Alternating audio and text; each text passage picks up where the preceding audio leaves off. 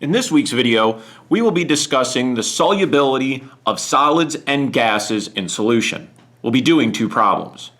The first problem says, which of the following compounds do you expect to be more soluble in water at a higher temperature and at a lower temperature? We have 6 compounds: C4H10, NaCl, C12, H22O11, K2SO4, our NaNO3, and our N2. So let's look at our rules real quick to describe our various compounds. First off, back in General Chemistry 1, the solubility rules will dictate which ionic compounds are soluble. Make sure that you are reviewing these solubility rules. They are not only important here, but for later in the semester. For ionic compounds, they will become more soluble as the temperature increases. This is important for us to note as a general trend.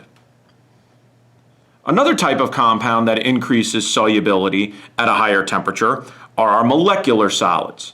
These are our sugars and other various compounds that you will see in our course.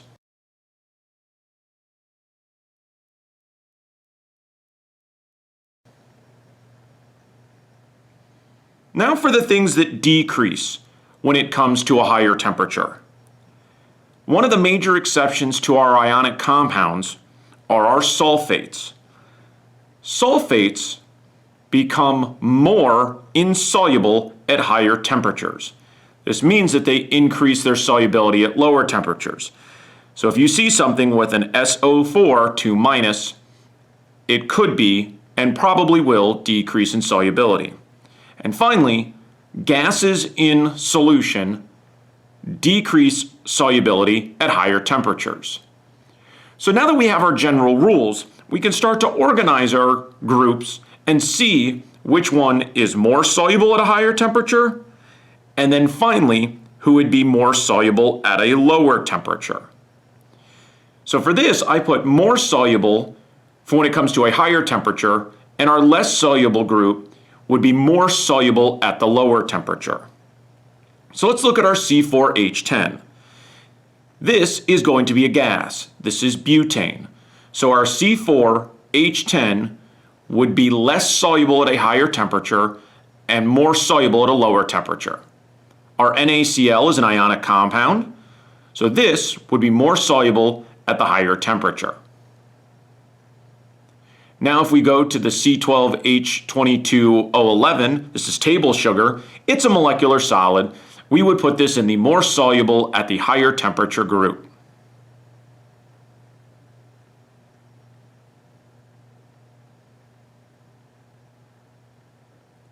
If we go to our next species, that is potassium sulfate, yes, it's an ionic compound, but it is a sulfate. So we would expect to have decreased solubility at a higher temperature. So we are going to put that in the lower temperature group. So let us put in our K2SO4. Our next species is sodium nitrate. That is an ionic compound. Therefore, it will go into the higher temperature group.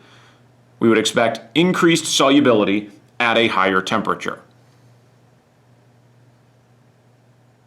Finally, our last compound is nitrogen gas, and because it is a gas, very similar to carbon dioxide and oxygen discussed in the lecture, nitrogen gas would have a decrease in solubility at a higher temperature, and we'd expect it to be in the lower temperature group. For this problem, make sure that you know which species increase solubility at higher temperature and decrease at higher temperatures.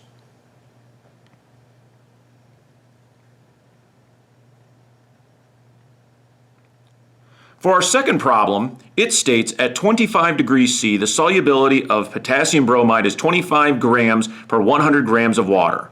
Determine if the following solutions are unsaturated, saturated, and supersaturated. I have 3 different solutions with different molalities. So now we can do some unit conversion to determine their current concentrations. So let us start with our 1.38 molal potassium bromide. Remember that the definition of molality is moles of our solute. So this would be 1.38 moles of our potassium bromide over 1 kilogram of water. This comes from the standard definition of molality.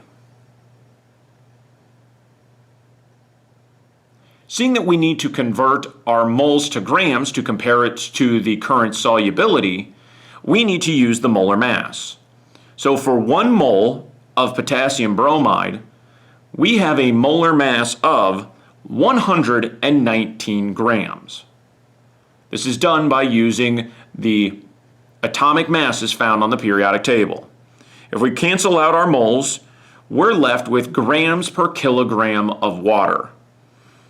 We can see that this would result in 164.22 grams of our potassium bromide for every 1 kilogram of water. But we do not have 1 kilogram of water. We want to compare it to 100 grams. So in this case, what we should do is multiply by the mass that we want. So we're going to multiply our denominator by 0.10 kilogram of water. If this cancels out, we will get a value of 16.4 grams of potassium bromide. If we compare this to our 25 grams, you will notice that it is less than the 25 grams of our solubility. So it is important to know that if the mass is less, this is going to be an unsaturated solution. We could put more solute in this solution to reach a fully saturated solution. We can now do the exact same math for the next 2 solutions.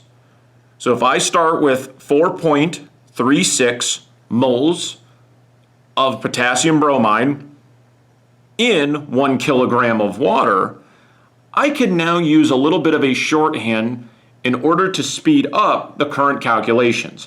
If you've done the exact same calculations in the first one, you will notice that I am only going to use the numerators. So I will multiply by our 119 grams per mole. This will cancel out our moles. And then finally, I would multiply by my 100 grams, or in this case, 0.10 kilograms of water. So if I cancel out all of my units that I have used, I will end up getting 51.9 grams of potassium bromide. If we compare this to our solubility, you will notice that the 51.9 grams is much larger than the 25 grams. This is a supersaturated solution. A supersaturated solution means that it contains more solute than should be expected at a given temperature value. So finally, we will do the last calculation for our final solution. That is 2.10 moles of our potassium bromide over our 1 kilogram of water.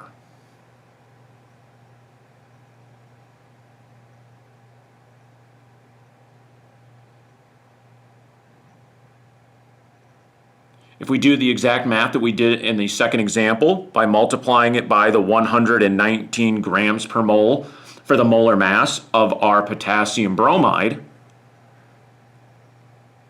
and multiplying our mass of water, so 0.10 kilograms of water, we will cancel out the units that we need of moles and moles, and our kilograms of water and our kilograms of water, leaving us with grams of potassium bromide, and you'll come to find out that it is 25.0 grams of potassium bromide. If we compare this to our known value, you will see that they are the same, and this is the definition of a saturated solution.